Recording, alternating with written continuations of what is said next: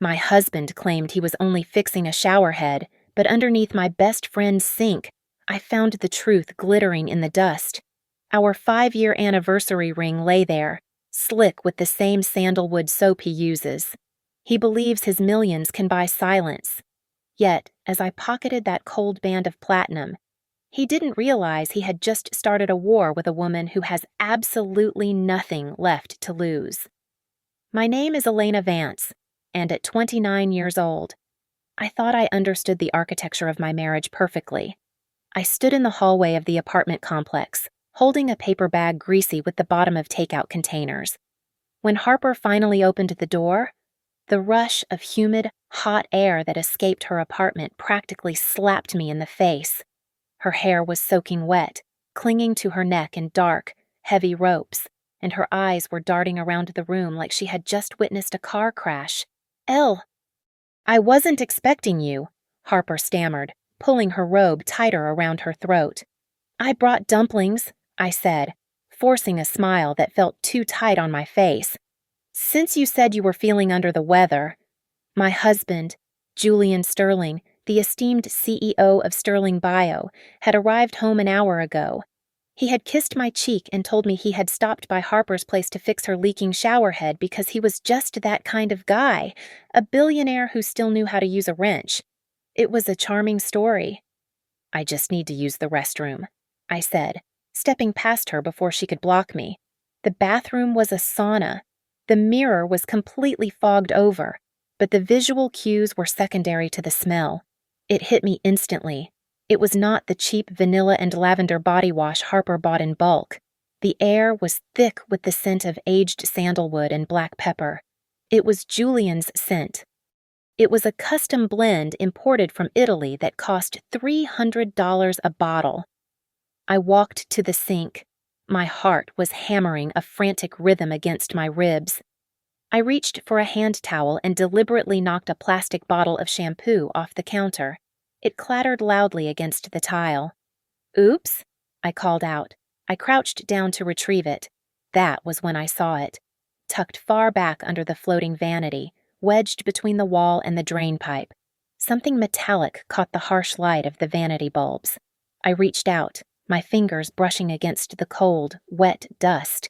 I pulled it out. It was a platinum band. Heavy, solid. I turned it over in my palm. Inside, the inscription was clear, J and E. Forever. The room seemed to tilt. Just this morning, Julian had taken the ring off his finger at breakfast. "I'm sending this in for a polish and resizing, honey," he had said, his voice smooth as silk. "It's feeling a little loose." The contrast between his polished lie and the cold, hard metal in my hand made me nauseous.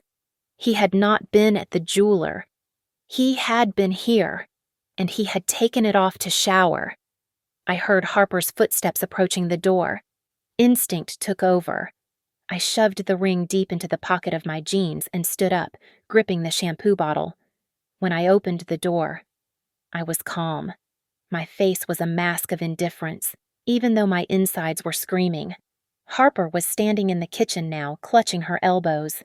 She did not look like a woman basking in the afterglow of an affair. She looked terrified. Her skin was pale, and she flinched when I set the takeout bag on the counter. "Are you okay, Harper?" I asked, testing the waters.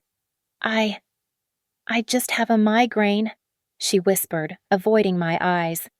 "Please, I just need to sleep." She looked like a hostage, not a lover. That detail snagged in my brain, sharp and uncomfortable, but I pushed it down.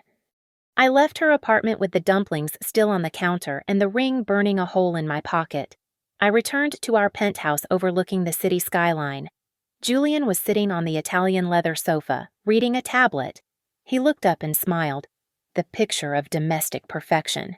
"How is she?" he asked, his voice dripping with faux concern. "She's fine," I lied. "Just tired." I watched him for the rest of the evening. I watched him pour wine. I watched him laugh at a show on television. I watched the man I had loved for 5 years perform the role of a husband while wearing the skin of a liar. That night, at 3 in the morning, I slipped out of bed in the sanctuary of the guest bathroom. I locked the door. I placed the ring on the marble counter and took 4 high-resolution photos of it. I uploaded them immediately to a secure cloud server, burying them inside a folder labeled Old Tax Documents. I crept back into the master bedroom. Julian was asleep, his breathing deep and rhythmic. He looked innocent. He looked safe. He thought he was sleeping next to Elena, the soft-spoken interior designer who enjoyed charity galas and trusted her husband implicitly. He was wrong. I stared at his sleeping face, and I felt something snap inside my chest. It was not a break. It was a realignment. The naive girl was gone. In her place stood the granddaughter of a coal miner, a woman with the blood of the Appalachians in her veins. We do not break when the pressure rises. We turn into diamonds. Or we start fires. Julian Sterling had just handed me the match. The open-plan office of Arcos Design usually felt like a sanctuary of clean lines and neutral tones. But that morning, the walls seemed to be closing in on me. I sat at my desk, staring blindly at a layout for a client's living room, while my mind replayed the image of that platinum ring sitting in the dust under Harper's sink. I was trying to maintain the facade of the diligent interior designer, but my hands were trembling so badly I could barely hold my stylus. My phone buzzed against the glass desktop. It was Julian. Elena. "Did you move the ring box from the nightstand?" His voice came through the speaker, smooth and laced with a manufactured confusion. I could have sworn I left it there before I left for work. I wanted to take it to the jeweler today.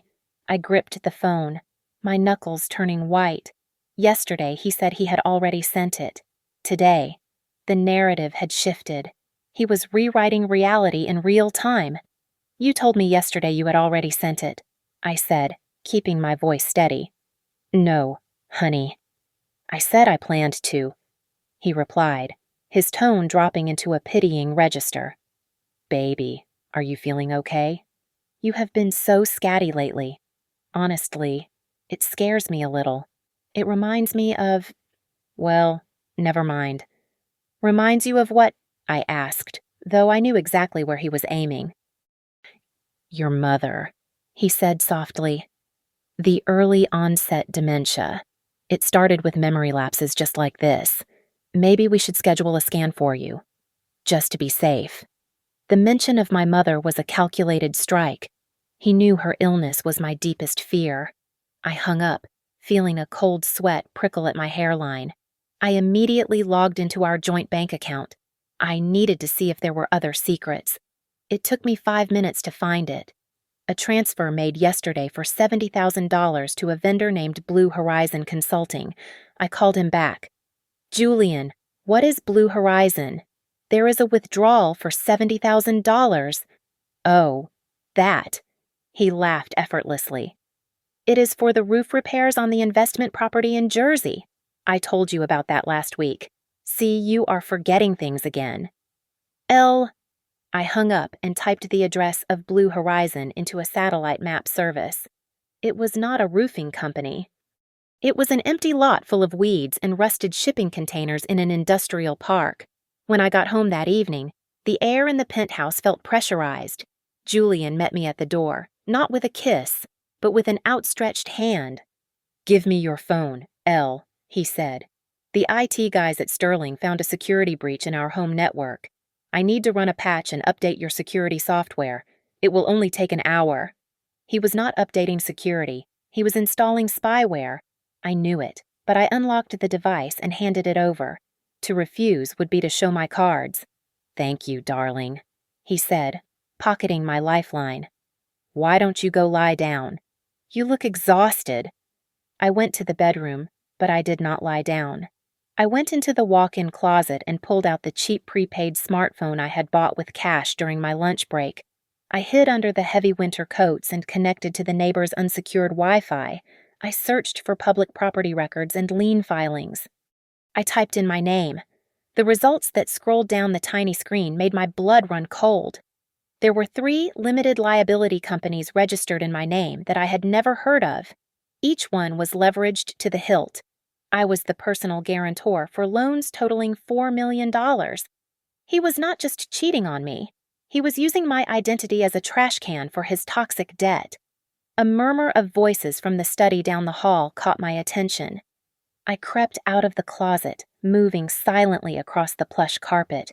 The door to Julian's office was cracked open just an inch.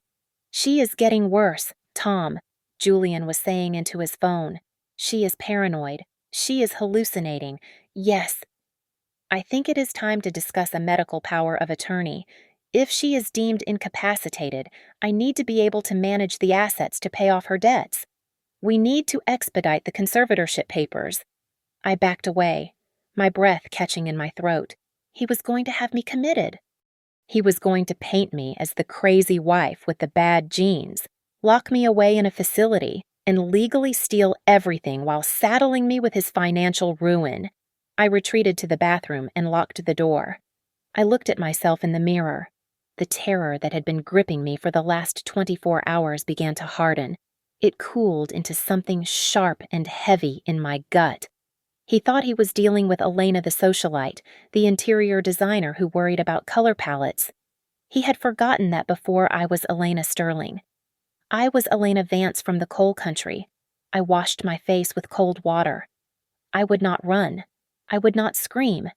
I was going to burn his entire world to the ground, and I would use the ashes to bury him. As I stared at my reflection in the dark glass of the bathroom window, a ghost from my past began to take shape over my shoulder. It was not a ghost of the dead, but of the living. I thought of Martha Iron Vance. To the world, she was a footnote in the violent history of the Appalachian transport unions, a woman who had allegedly organized strikes that shut down the entire eastern seaboard in the 70s. To me, she was Grandma. I had spent the last 5 years scrubbing the coal dust from my soul to fit into Julian's sterile, white-collar world. I had stopped calling home. I had changed my accent. I had become Elena Sterling, the perfect accessory. It was the biggest mistake of my life. I realized now that you do not survive a wolf like Julian by being a sheep. You survive by bringing a bigger wolf. I went to the kitchen and pulled down the tattered copy of a cookbook my mother had given me. I flipped to the back cover. Taped there, yellowed with age, was a business card. It had no name, just a black silhouette of an eagle and a phone number. I retreated to the bathroom, locked the door, and turned on the shower to create white noise. It was 3 a.m. I dialed the number on the prepaid phone. It rang once. "I was wondering when you were finally going to call." "Ellie," a voice rasped on the other end. It was rough, like gravel in a blender, but sharp as a razor.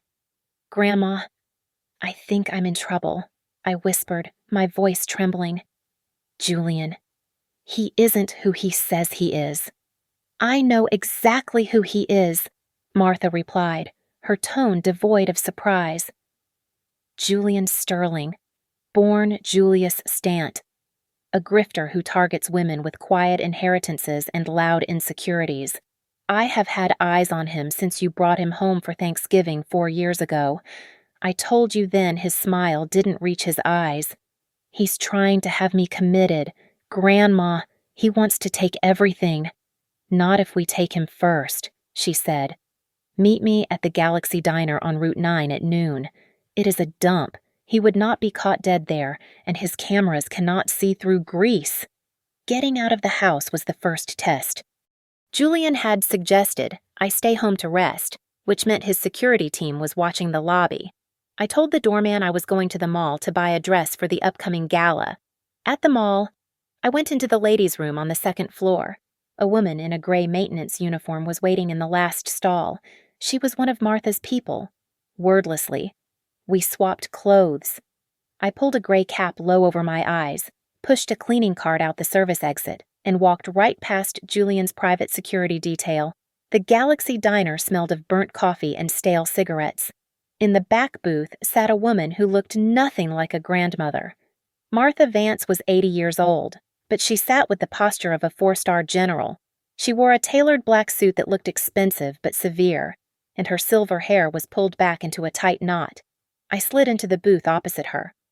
I wanted to cry, to hug her, but one look at her steel gray eyes told me this was a war room, not a reunion.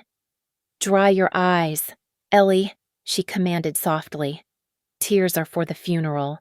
We are not there yet." She slid a thick manila folder across the sticky table. "Read it," she said. I opened the file. Inside were mugshots and newspaper clippings. There were 3 women before me. Sarah, imprisoned for embezzlement she did not commit. Veronica, committed to a state asylum for paranoid schizophrenia. Linda, suicide. Or so the report says. Martha recited the list like a menu. He follows the same script. He isolates them, makes them doubt their sanity, steals their assets, and discards the shell. I looked up, bile rising in my throat. He plans to do the same to me. He plans to, Martha corrected, leaning forward. Her hand, covered in liver spots but strong as iron, covered mine. But he made a fatal error. He forgot to check who your family is. He thinks you are alone. He thinks you are weak. I feel weak, I admitted. Then borrow my strength until you find yours. She said, "Here is the plan. I have a team of forensic accountants and heavy hitters standing by. But we cannot just hit him. We have to destroy him. We need proof of where he is hiding the money and the fake medical records. You are going back inside." "I can't go back there," I said, panic flaring. "He is watching my every move." "You are the mole, Ellie," Martha said, her voice dropping to a terrifying whisper. "You go back. You play the scared, confused little wife. You let him think he has won. And while he is busy counting his victory money, you will open the doors for us. I provide the muscle and the lawyers. You provide the access. Can you do that?" I looked at the photos of the ruined women in the folder. Then I looked at the woman who had raised me, the woman who had faced down armed strikebreakers with a tire iron. I took a deep breath. "I can do it," I said. "Good," Martha said, signaling the waitress for the check. "Because the Vance family does not get mad, we get even." I slipped back into the penthouse just as the sun was dipping below the skyline, casting long, bruised shadows across the living room. I had spent the last hour in the elevator lobby rubbing my eyes until they were red and raw, perfecting the mask of a woman on the verge of a nervous breakdown. When Julian greeted me, I flinched, playing the part of the fragile wife exactly as he had written it. "I just need to rest," I whispered, avoiding his gaze. "Of course, darling," he said, his voice dripping with that sickeningly sweet concern. "You rest. I will handle everything." The next morning, the cavalry arrived in the form of a scruffy-looking air conditioning repairman. He was young, maybe 22, with grease under his fingernails and a tool belt that looked heavy enough to sink a ship. This was Martha's specialist. While Julian was on a conference call in his study, the boy moved through the house with the silent precision of a cat. He didn't speak to me. He simply pointed to the smoke detector, the lamp base, and the thermostat, tapping his ear to indicate audio bugs. Then he handed me a small, innocuous tin of modeling wax and jerked his head toward Julian's office. He held up 5 fingers. I had 5 minutes while he looped the security feed. The opportunity to use the wax came that night. Julian was celebrating a victory at work, which meant a bottle of single malt scotch. By midnight, he was passed out on the Italian leather sofa, his arm dangling off the side. The room smelled of expensive alcohol and the dying embers of the fireplace. I knelt beside him, my heart hammering against my ribs like a trapped bird. I softened a ball of the modeling wax in my palm until it was pliable. I reached for his right hand. His skin was warm and his breathing was heavy and wet. "Julian," I whispered, testing him. He didn't stir. I pressed the wax against his thumb, rolling it gently to capture the print. Suddenly, He snorted and shifted his weight. Harper, he mumbled in his sleep. I froze, my blood turning to ice. I held my breath until my lungs burned. He settled back into the cushions, his head lolling to the side. I peeled the wax away. It was perfect. The next day, as soon as Julian left for the office, I was in his study. I used the mold to bypass the biometric scanner on his wall safe. The mechanism whirred and clicked open. What I found inside made my knees weak. I expected cash or passports. Instead, I found a black velvet pouch. I tipped it out onto the desk. 5 platinum rings spilled out, identical to the one I had found under Harper's sink. He had bought them in bulk. Our marriage, our anniversary, it was all just inventory to him. I dug deeper. There was a ledger recording monthly payments of $3,000 to Harper Evans labeled as consulting fees. She wasn't just scared, she was being paid to keep quiet, likely coerced into taking the money to keep her nursing license. Beneath that lay a thick medical file with my name on it. It was a petition for involuntary commitment, citing severe paranoia and hallucinations, already signed by a Dr. Eris Thorne, a man I had never met. The front door slammed shut. "Elena! I forgot my tablet!" Julian's voice echoed from the hallway. He was home early. Panic surged through me, electric and sharp. I shoved the rings and papers back into the safe and slammed the heavy steel door.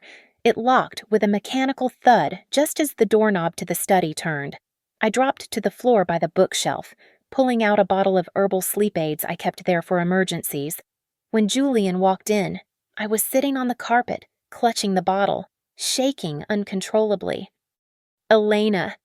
He stopped, his eyes narrowing as he scanned the room. "What are you doing in here?" I looked up at him, letting a tear spill over. I couldn't find my anxiety pills. I thought I left them in here. I can't stop shaking. Julian, I feel like I am going crazy." The suspicion in his eyes evaporated, replaced by a triumphant gleam. He walked over and helped me up, taking the bottle from my hand. "Shh, it is okay," he soothed, stroking my hair. "You are just stressed, but I have good news. I cleared my schedule. This weekend, I am taking you to the cabin at Blackwood Ridge. Just the 2 of us. No phones, no distractions. We will get you fixed." I buried my face in his chest to hide the cold fury in my eyes.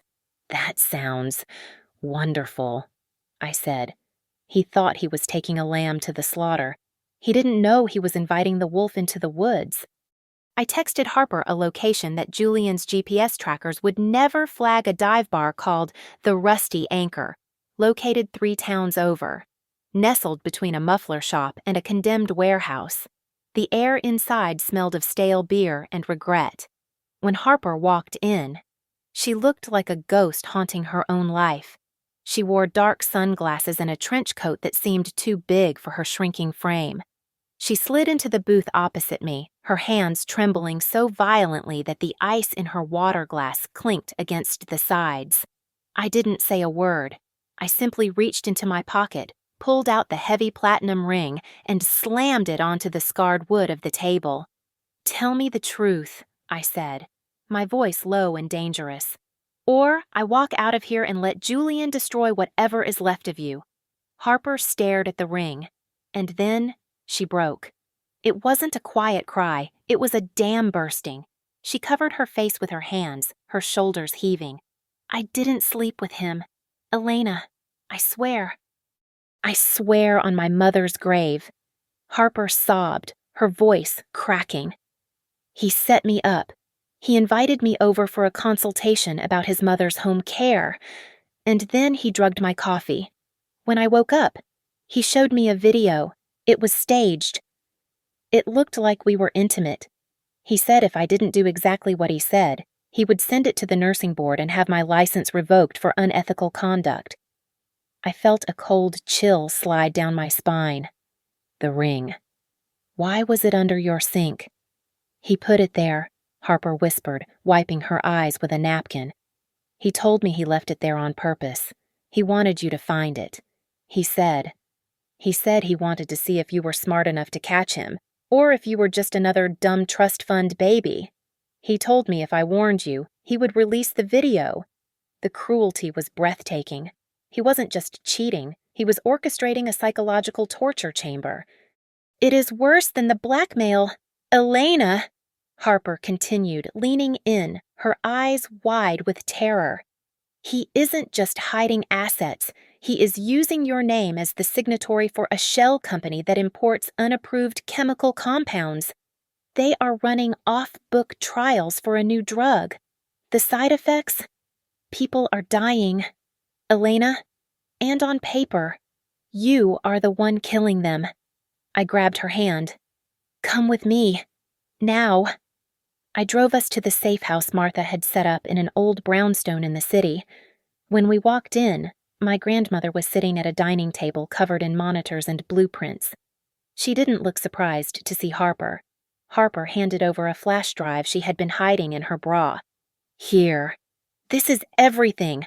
The shipping manifests, the patient logs, the emails where he discusses the disposal of the bodies. Martha plugged the drive into a laptop. Her team of forensic accountants began to swarm over the data. After 10 minutes of tense silence, the lead accountant looked up. "It is confirmed," he said. "He is liquidating everything, the real estate, the stocks, the offshore holdings. He is consolidating it all into a single account in the Cayman Islands. The transfer is scheduled to execute this coming Monday morning." "That gives us 48 hours, Martha said, her voice hard as flint. "If we just turn him in now, he uses his lawyers to delay and the money disappears. He flees the country and leaves Elena holding the bag for the manslaughter charges." "So we have to break him," I said. "We have to bankrupt him," Martha corrected. "We are going to redirect that transfer, but to do that, we need his biometric authorization key, which he keeps on his person at all times, and we need you to keep him distracted. The weekend trip," I realized. "The cabin." "Exactly," Martha said. She reached into a small metal case and pulled out a pair of hiking boots that looked exactly like mine. "The heel of the left boot contains a military-grade GPS tracker. And this," she handed me a pearl button. "Sew this onto your cardigan. It is a high-fidelity listening device. We will be right behind you." The reality of what I had to do settled over me. I had to go into the woods with a man who viewed me as livestock to be slaughtered, and I had to smile while he sharpened the knife. I turned to Harper. She was still shaking, looking at the floor. I took her chin in my hand and forced her to look at me. "Stop shaking," I commanded. "He wanted us to be enemies. He wanted us to be weak. But he forgot one thing." "What?"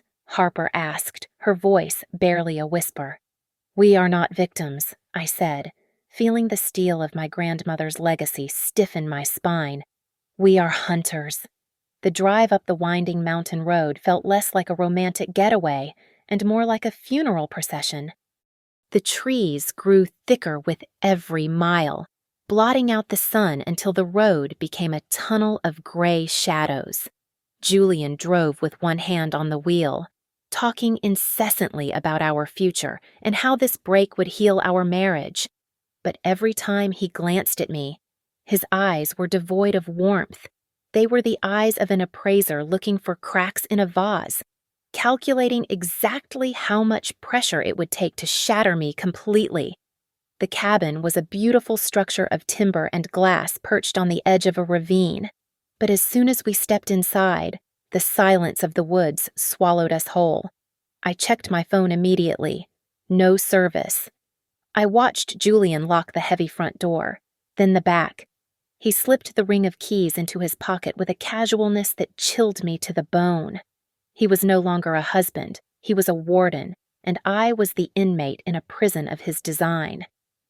"Drink up, darling," Julian urged, pushing a glass of dark red wine toward me as we sat by the fire. "It will help you relax." Beside the wine lay a stack of legal documents. "Just standard power of attorney forms," he explained, his voice smooth and coaxing. "Since you have been so unwell lately, I need to be able to handle the bills in the estate without bothering you. It is for your own protection, Elena." I lifted the glass to my lips, letting the liquid touch my tongue, then pretended to cough violently. I spat the wine back into my handkerchief while he turned to stoke the fire. My hand trembled not from fear, but from the adrenaline coursing through my veins as I took the pen. I signed Elena Vane instead of Vance, dragging the tail of the last letter so it looked messy but legible enough to pass a casual glance, yet distinct enough for a bank to flag it as a forgery later. Julian smiled as he collected the papers, satisfied that his trap had sprung. Later that night, the floorboards creaked. I feigned sleep on the sofa as Julian moved to the kitchen. Through the thin walls, I heard him speaking Russian on a satellite phone. I did not speak the language, but then he switched to English, his voice dripping with arrogance. "Do not worry," he said. "The cash cow has been milked. She is finished. I will have full control by Monday morning." I waited until the house was silent, then crept out the side door he had neglected to bolt. I ran to the car, hoping to hotwire it if I had to. My heart sank. All 4 tires were slashed. The rubber flayed open like dead fish. He never intended for us to leave this weekend. He intended for me to have an accident, or perhaps disappear into the ravine. I rushed back inside, desperate to find the satellite phone he kept in his emergency kit. I was digging through his leather bag when the lights snapped on. Julian stood in the doorway, his face contorted into a mask of pure rage. He grabbed a crystal vase from the table and hurled it against the wall. It shattered inches from my head, raining glass onto my hair. "You snooping little," he snarled, stepping closer, his hands balling into fists. "I try to help you, and this is how you repay me. Maybe the basement is the only place you will be safe from yourself." He lunged for me. I had to pivot. I had to confuse him. I saw the transfer. I screamed, feigning the hysteria of a jealous wife. I saw the money go to Blue Horizon. "Who is she? Julian? Is she your mistress? Is that why you are doing this?" The specific name hit him like a physical blow. He froze. He didn't think I knew about the shell company. Confusion warred with his anger. He wasn't afraid of me. He was afraid of a leak in his organization. "Who told you that name?" he demanded, his eyes darting around the room as if the walls had ears. "Stay here," he hissed, shoving me onto the sofa. "Do not move." He grabbed a flashlight and went outside. Paranoid now, checking the perimeter for spies or listeners. The second the door closed, I reached for my left boot. I pressed the heel hard against the floorboards 3 times, activating the distress beacon my grandmother had installed. Julian returned moments later, locking the door behind him. The murderous look was back, sharper than before. "Change of plans," he said, his voice deadly quiet. "We are leaving at first light, if you want to act crazy. Elena, I will take you to a place where screaming is the only language they speak. You are going into the facility tomorrow morning." The sun had not yet crested the horizon when Julian dragged me out of the cabin, his grip on my upper arm bruisingly tight. He threw me into the passenger seat of the car and slammed the door, locking it instantly. We tore down the mountain road at 80 miles an hour, the tires screaming in protest against the asphalt as he took the curves with reckless aggression. For the first hour, the only sound was the roar of the engine and Julian's manic voice. He was rehearsing the play he had written for us, directing a scene that hadn't happened yet. "It is going to be tragic, Elena," he said, glancing at me with a twisted smile. "You are going to storm into the board meeting. You will be screaming about conspiracies and fake companies. You will look unhinged. Security will have to restrain you.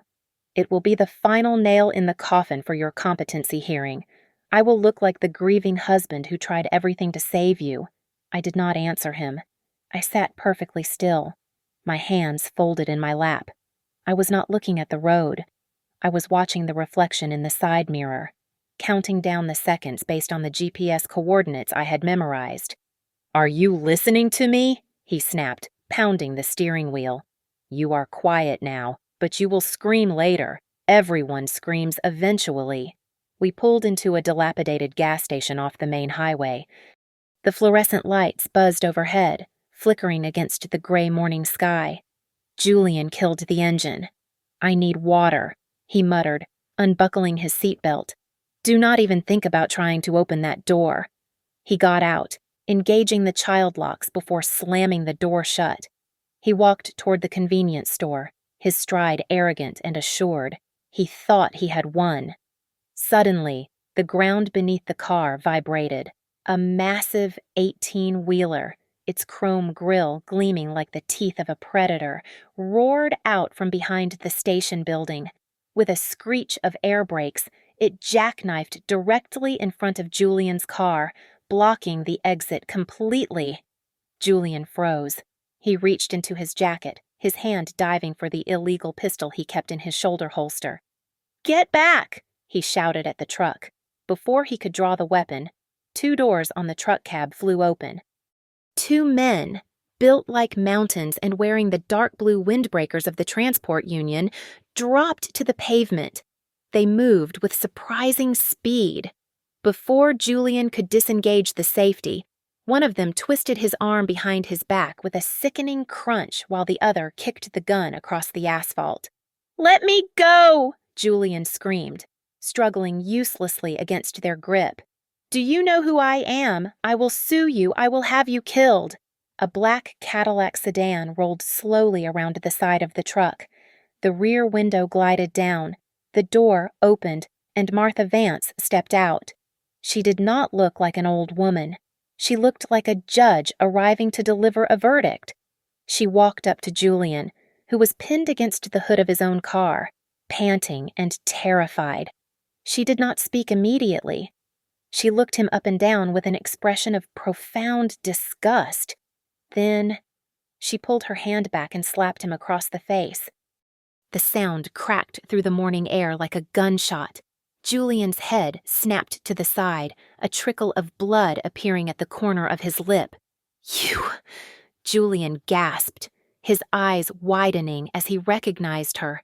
"You are the grandmother, the dead one."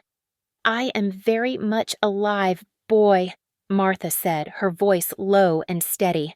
"And you have made a mess of my granddaughter's life."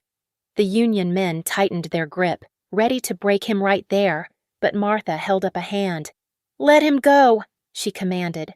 The men hesitated, then released him. Julian stumbled back, clutching his bruised arm, looking between the men and the old woman in confusion. "What?" he stammered. "You are letting me go." "The stage is set, Julian," Martha said, dusting off her hands. "The actors are in place. The audience is waiting. A leading man should never be late for his own finale. Go, run to your glass tower." She stepped back into the Cadillac. Julian stood there for a moment, his arrogance warring with his fear. He looked at the gun lying in the dirt, then at the massive men blocking it. He made the calculation of a coward. He scrambled back into his car, started the engine, and reversed wildly, screeching around the truck and speeding back onto the highway toward the city. He thought he had escaped a random encounter with my family. He had no idea he was running directly into the slaughterhouse. I opened the door of his car, which he had unlocked in his panic, and walked calmly over to the Cadillac. I slid into the back seat next to Martha. On the seat lay a garment bag containing a tailored white suit, sharp, pristine, and powerful. "Did he hurt you?" Martha asked, her eyes scanning my face. "No," I said, reaching for the suit. "But he is going to wish he had." "Get changed," Martha said, tapping the driver on the shoulder to start the car. "We have a board meeting to crash." While Julian was speeding down the interstate, tearing up the asphalt to get back to the sanctuary of his office, the real war was being fought in the cloud. I sat in the back of the Cadillac, watching a tablet screen as Martha's team of forensic accountants sliced through Sterling Bio's firewalls like a hot knife through butter. "We are in," the lead hacker said from the front seat, his fingers flying across a portable keyboard. "The transfer window is open." Julian had set up a routing number for a shell bank in the Cayman Islands to receive $75 million of embezzled company funds at 9 o'clock sharp. With a few keystrokes, that river of dirty money was diverted. It did not go to the Caribbean. It was split into 3 equal donations to mental health charities established in the names of Sarah, Veronica, and Linda, the women he had destroyed before me. Simultaneously, a packet of digital evidence hit the secure servers of the Securities and Exchange Commission and the FBI. It contained the loan documents with my forged signature and the time-stamped metadata proving I was miles away when they were signed. We arrived at the Sterling Bio headquarters just as the transfer confirmation blinked green on the hacker's screen. Harper was already there, waiting in the lobby with a security team we had hired. She looked pale, but she stood her ground, clutching a folder of patient records that would bury Julian's medical license forever. I pulled up the live feed from the boardroom security camera on my tablet. Julian was standing at the head of the massive mahogany table. He looked disheveled, his tie crooked, but he was commanding the room with the desperate energy of a man fighting for his life. The 12 members of the board looked on with grave concern. "I did not want to bring this to you," Julian was saying, his voice breaking with practiced sorrow. "But my wife, Elena, is unwell. Her paranoia has spiraled into dangerous sabotage. She has been making wild accusations about embezzlement and conspiracies." He reached into his pocket and pulled out a platinum ring. It was one of the duplicates I had seen in his safe, identical to the one I had found under Harper's sink. He held it up to the light, letting it catch the glare of the chandelier. "She accused me of hiding this." He lied smoothly. "She claimed I planted it to torment her, but here it is. I had it polished for our anniversary. She is hallucinating. Ladies and gentlemen, she is seeing enemies where there is only love. I have no choice but to ask for an emergency suspension of her voting rights as a shareholder until she can be institutionalized." The board members murmured in agreement. They were buying it. They saw a heartbroken husband, not a sociopath. The chairman reached for the gavel to call the vote. Outside, the scene was silent but heavy. The black Cadillac glided to a stop at the curb. Behind us, 3 unmarked government SUVs pulled up, blocking the exits. Agents in windbreakers stepped out, their badges flashing in the morning sun. They did not rush in. They waited for the signal. I stepped out of the car. I smoothed the lapels of the white suit Martha had given me. It was sharp and architectural, a suit of armor made of silk and wool. In my hand, I carried a black velvet jewelry box. I walked past the stunned receptionist and swiped my access card for the private elevator. As the door slid shut, enclosing me in silence, I watched the floor numbers climb. Floor 30, floor 40, floor 50. I took a deep breath. I was not nervous. The girl who cried in the bathroom was gone. The woman in the elevator was about to deliver the performance of a lifetime. The doors chimed softly, signaling my arrival. I pushed open the heavy glass doors of the boardroom just as Julian was dabbing his eyes with a silk handkerchief. He was putting on a performance worthy of an Academy Award. His shoulders slumped in feigned defeat. When he saw me standing there in my white suit, alive and free, the handkerchief dropped from his hand. His face transformed instantly from tragic to terrified. "She escaped!" Julian shouted, jumping up from his leather chair and pointing a shaking finger at me. "Call security. She is dangerous. She escaped the mental facility. Someone grab her." The 12 board members looked at me, then back at him. Not a single person moved. The security guards standing by the walls remained statuesque, their arms crossed. They worked for the building, but today, they answered to the federal badge my grandmother had shown them downstairs. I did not scream. I did not cry. I walked calmly to the head of the table, pulled a connector cable from the audio-visual console, and plugged it into my phone. "What are you doing?" Julian hissed, his eyes wide and manic. "Get away from there!" I hit play. Julian's voice, amplified by the room's surround sound system, boomed off the walls. It was the recording from the cabin, crystal clear and damning. "The cash cow has been milked. She is finished. I will have full control by Monday morning." The color drained from the faces of the board members. The chairman looked at Julian with open horror. Julian stood frozen, his mouth opening and closing like a fish on dry land, unable to find a lie big enough to cover the truth. Then, the doors opened again. The rhythmic thump of a heavy cane heralded her arrival. Martha Vance walked in. She was not a sweet old lady. She was a monolith in a black suit, radiating an authority that made the air in the room feel heavy.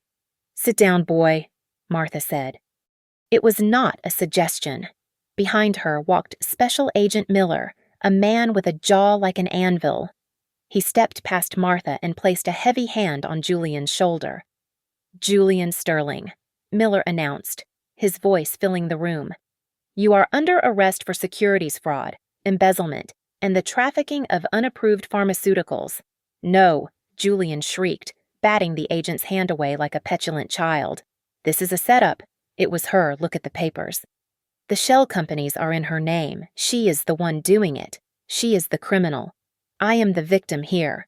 "I was coerced," a voice said from the doorway. Julian whipped around. Harper stepped into the light. She looked pale, but she stood tall, clutching a thick file to her chest. "He blackmailed me," Harper said to the room, locking eyes with Julian. "He threatened to destroy my nursing career and my life if I didn't help him frame his wife. I have turned over all the original files and the blackmail videos." Julian looked cornered. He was sweating profusely now, his eyes darting for an exit that didn't exist. "You are all lying. None of this proves anything about the ring. She is paranoid. She invented the affair to ruin me." I stepped forward. I held up the black velvet bag I had taken from his safe. "You are right, Julian," I said softly. "I did find a ring, but then I looked in your safe." I upended the bag over the polished mahogany table. Clatter, clink, clatter. 5 identical platinum rings bounced and spun across the wood, the metal singing a harsh song as they settled in a damning heap right in front of the chairman. The silence that followed was deafening. It was the sound of a carefully constructed life shattering into a million pieces. I leaned in close to Julian. I wanted him to smell the perfume he had bought me, the scent of the woman he thought he could erase.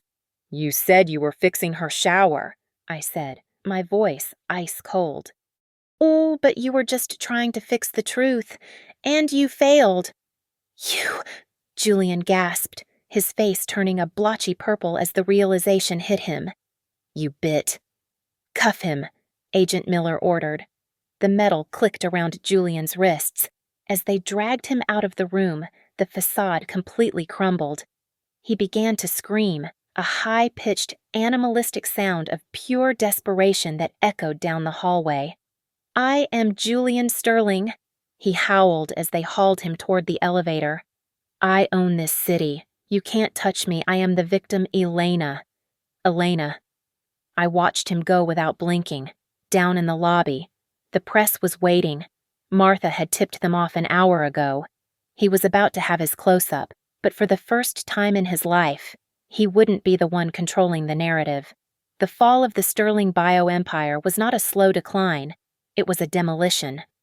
For weeks, the news cycle was dominated by images of Julian being led out of the courthouse in shackles, his once pristine suit rumored and his face a mask of defeat. The jury did not hesitate. Faced with the mountain of evidence provided by my grandmother's team and Harper's testimony, Julian was sentenced to 2 consecutive life terms without the possibility of parole. He would die in a concrete box, stripped of his name, his money, and his power. My exoneration was swift and absolute, thanks to the metadata from the GPS tracker in my boot and the cooperation of the FBI. Every fraudulent loan and fake medical document was traced back to Julian. I walked out of the federal building not as a suspect, but as a survivor. In the weeks that followed, my phone began to ring. It was not reporters, but the women who came before me. Sarah called from a halfway house in Ohio, weeping with relief that her name was finally cleared. Veronica sent a letter from the facility where she had been wrongly held for 3 years, thanking me for giving her life back. We formed a quiet, unbreakable sisterhood, bound by the scars of the same war. Harper and I sat on the hood of her car one last time before she left the city. She looked healthier, the dark circles under her eyes replaced by a spark of hope. "Are you sure about this?" I asked, handing her a check to help start her new life. "I have never been more sure. Elena," she smiled, squeezing my hand. "A free clinic in the countryside. No cameras, no blackmail, just healing. I think it is time I fixed myself too." We hugged, and for the first time in a long time, I didn't feel the weight of betrayal between us. Grandma Martha decided to officially retire, for real this time. She summoned me to her study, where the air always smelled of old paper and peppermint. She slid a set of heavy keys across the desk. They were for the vintage Cadillac. Along with the keys came the access codes to the Vance family trust, the clean money, washed of its coal dust origins and ready to build something new. "You have the iron Ellie," she said, her eyes twinkling with pride. "Now go find your ivy. Grow something beautiful over the ruins." I took her advice. I sold the penthouse. I couldn't bear to live within those glass walls anymore. With the proceeds, I established the Phoenix Fund, a nonprofit dedicated to providing legal and financial aid to women trapped in economic abuse. I stood on the sidewalk looking up at the penthouse one last time. The sun glared off the windows, but I felt no nostalgia, only a profound sense of lightness. The title of Millionaire's wife had been a heavy coat I was forced to wear. Now, I was just Elena. I didn't return to Arcos Design. Instead, I leased a small, bright studio in the Arts District. I painted the name on the glass door myself, Iron and Ivy. It was a tribute to the woman who saved me and the woman I had become. We would design spaces that were beautiful, yes, but also strong, structures that could weather any storm. The final chapter of my old life ended on a stretch of the Pacific Coast Highway. I drove the Cadillac with the top down, the salty wind whipping through my hair. The engine purred beneath me, a powerful beast that obeyed my command. To my right, the ocean stretched out to infinity, a vast expanse of blue crashing against the rocks. I pulled over at a scenic overlook. The sun was beginning to set, painting the water in shades of gold and violet. I reached into my pocket and pulled out the one thing I had kept. It was the real platinum ring, the one Julian had actually given me 5 years ago. It felt heavy in my hand, dense with memories of lies and manipulation. I walked to the edge of the cliff. "Goodbye, Julian," I whispered to the wind. I threw it. The ring caught the sunlight one last time, a tiny spark falling through the air, before it vanished into the churning white foam of the waves below. It was gone. The ocean swallowed it whole, burying my past in the deep, cold dark. I turned back to the car, climbed into the driver's seat, and put it in gear. The road ahead was long and winding, but for the first time in my life, I was the one driving. Thank you so much for listening to my story. Please comment below where you are tuning in from. I would love to hear from you. Don't forget to subscribe to the Lily Revenge Stories channel, like this video, and hit that hype button to help this story reach even more people.